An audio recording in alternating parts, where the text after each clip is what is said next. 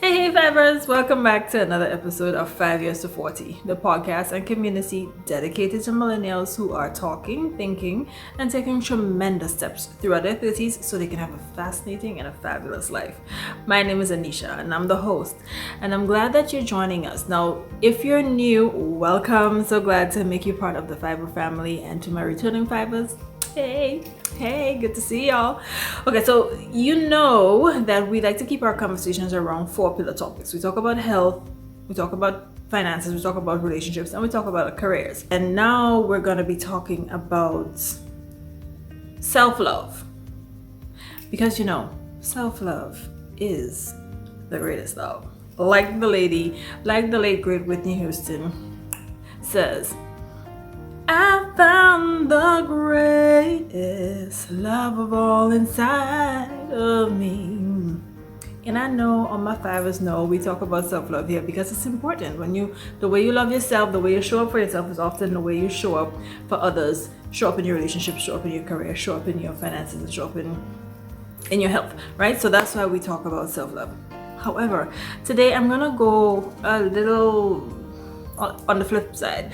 We're not going to be talking about ways that we can show more self-love, but today we're going to be talking about some of the ways that we unlove ourselves. Okay, so we're going to get into 3 ways that sometimes, without even knowing it, we could be unloving ourselves instead of doing the self-love that we believe in on the channel. So let's get right into it. Okay, so the first way that we sometimes unlove ourselves is by engaging in self-sabotaging habits. Now, self-sabotage is basically anytime we take on habits that deter us from achieving long-term goals. When you talk about things like procrastination, and you talk about just being bored and not paying attention, not being focused, especially when you know you have something big, or when you're working on something that you want to achieve, that's self-sabotage. Self-sabotage is you eating half of a cake when you know that you have a goal to be healthier or lose weight. Self-sabotage. Like, self-sabotage is you going to bed at midnight. Sometimes I do that. When you know that you want to wake up early so you can work out.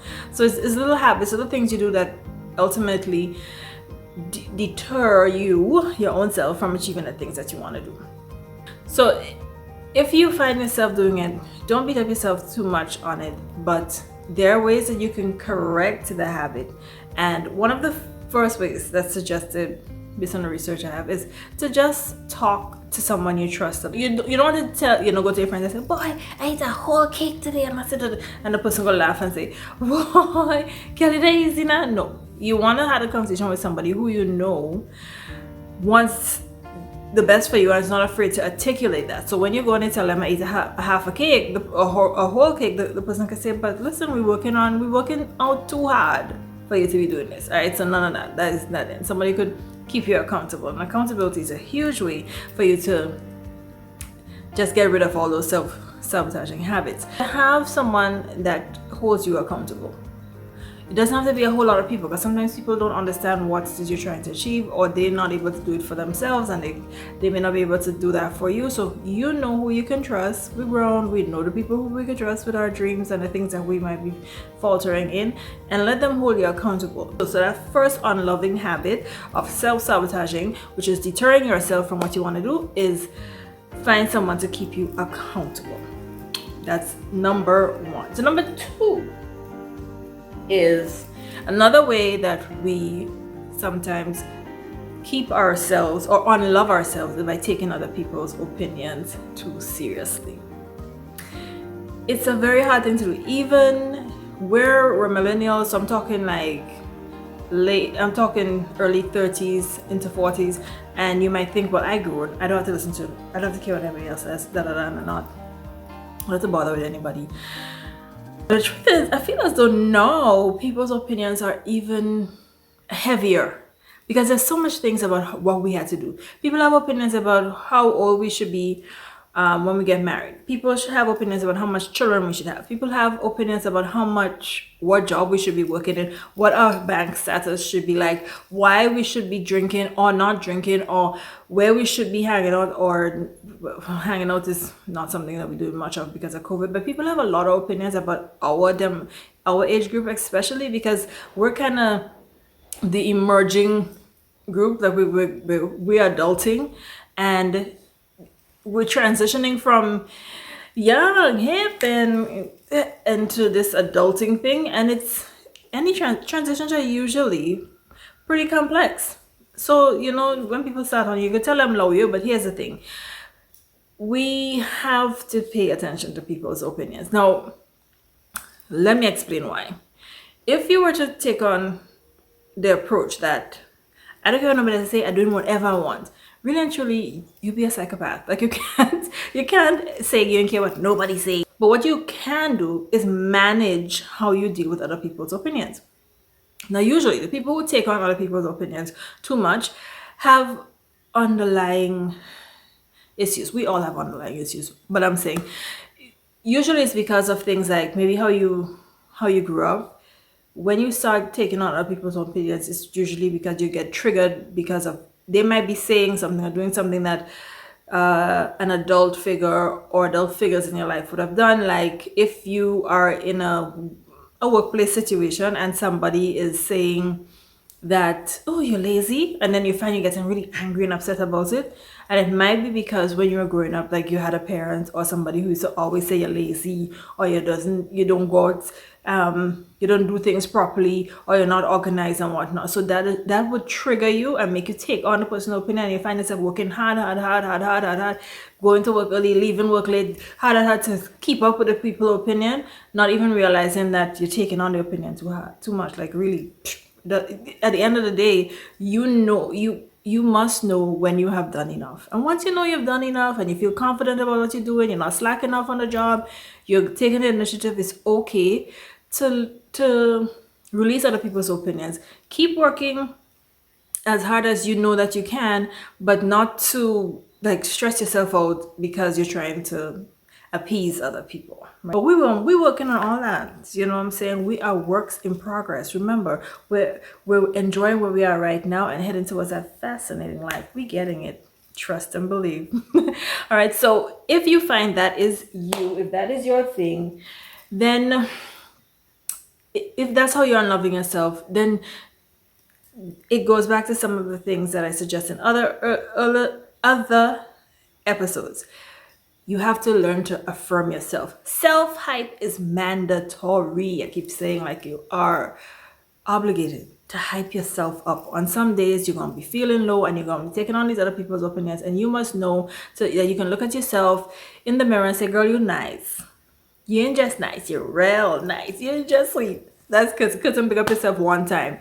But you have to be able to hype yourself up, make yourself feel good, dress well, eat well, pray well, rest well, because that is how you bring out your beautiful self. This is how you cause yourself to flourish. When you take care of yourself and you know when you leave the house, you looking good.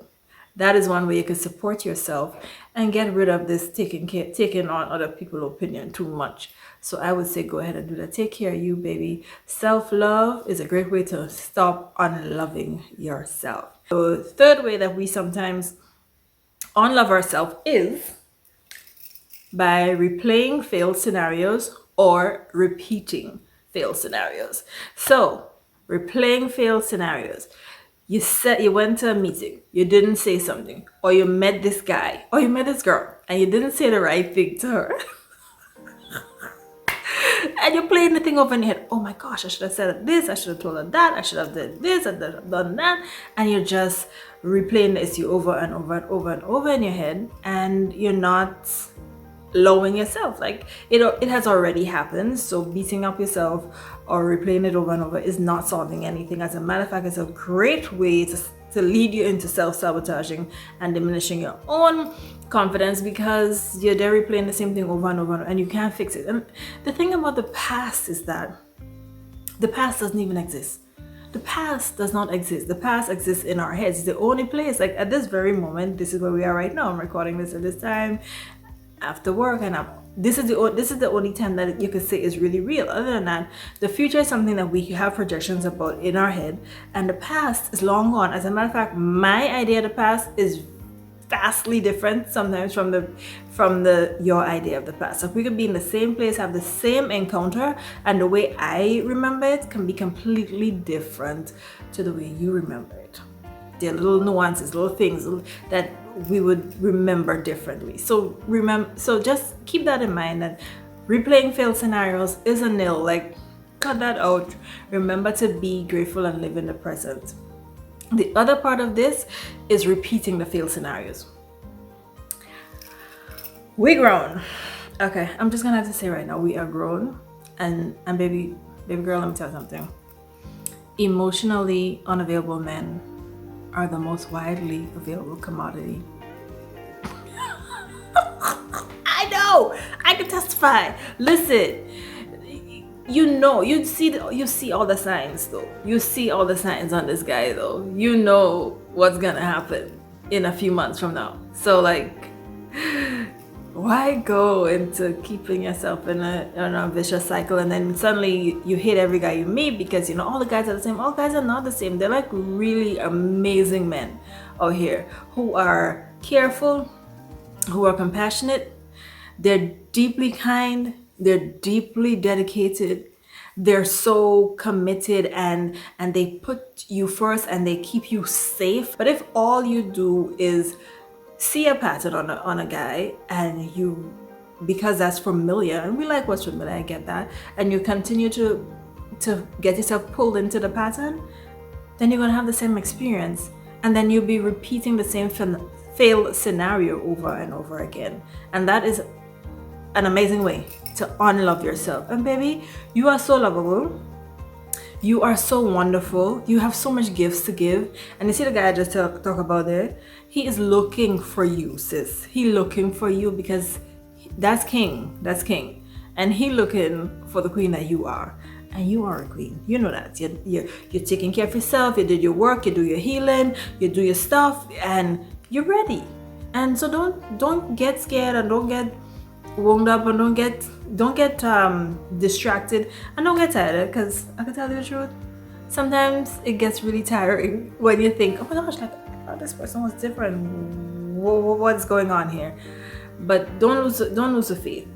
Don't unlove yourself by settling for the wrong situations and repeating them over and over again. Give yourself the chance and the time and the respect and the dignity to love yourself the way you have to be, and don't put yourself back in the same situation. I know I went hard in on relationships for that example, but that applies for the same thing in your jobs, in your finances, in your health. Like don't repeat this, because you know, if you keep, let's say health, like I know that's one thing that I used to do before, right? So I used to go and work out really hard 2 times a year, close to August because that's Carnival and that's nice, and close to Christmas because that's ball season time. I mean, I love gowns and I like pretty things. I tell you all, I'm a very girly girl. I like pretty stuff, and I just had to look a certain way. So I would go hard and I would go on the lemon water diet or cabbage soup diet because I just have to lose all this weight. And I'm like, yo, this is a failed scenario. It happens every time. Like 6 weeks before August, 6 weeks before December, I go hard and eat, and then when it's done, I go back to bad habits, and then my weight goes back up. So it's a failed scenario. So that is why I've changed my mindset and changed the approach, and decided to be deliberate and intentional about how I take my health and how I take on the way I see myself and see my body. I love my body very much right now, and I'm working towards wherever I'm working towards, I will love it too. So that applies for how you could stop repeating failed scenarios. So there you have it, 3 ways that you can stop unloving yourself: by stopping the self-sabotage, by keeping yourself accountable, by stopping the taking people's opinion people's opinions too seriously by making sure you know who you are and loving who you are, and by stop repeating failed scenarios and stop repeating failed mistakes over and over again, by simply focusing on the present and shifting your mindset. I hope you find this useful. Remember to like, subscribe, share the episodes. Thank you so much for being on this journey with me, and continue doing the most. Keep loving yourselves. Be safe. Wear your mask. Take good care, guys. Bye. Mwah.